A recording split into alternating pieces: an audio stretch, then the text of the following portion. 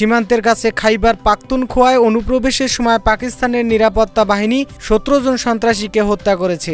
সোমবার দেশটির সেনাবাহিনীর মিডিয়া শাখা ISPR এই তথ্য জানিয়েছে।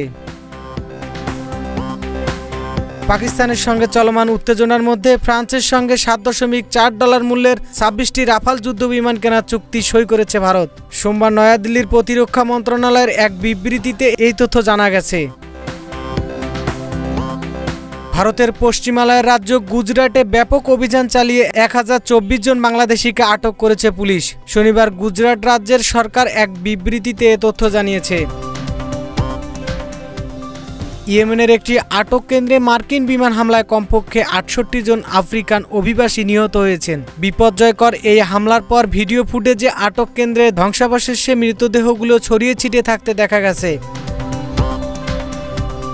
2023 সালে অক্টোবর থেকে গাজায় ইসরায়েলি বাহিনীর চলমান বর্বর হামলায় নিহত ফিলিস্তিনিদের অন্তত 65% হলেন নারী, বাকিরা শিশু ও বয়স্ক ব্যক্তি।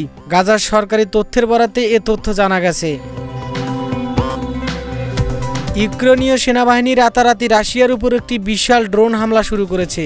রুশ প্রতিরক্ষা মন্ত্রণালয়ের মতে হামলায় কমপক্ষে একজন বেসামরিক ব্যক্তি নিহত হয়েছেন।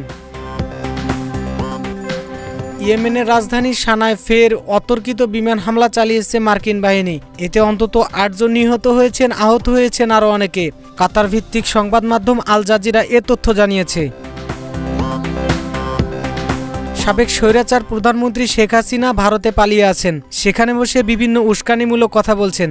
সাবেক সরকারের দুর্নীতি সহ বিভিন্ন বিষয়ে সংবাদ মাধ্যমে আল জাজিরার সঙ্গে বিস্তারিত কথা বলেছেন অন্তর্বর্তীকালীন সরকারের প্রধান উপদেষ্টা doctor Mohammad Yunus. Desk report, এই সময় টিভি।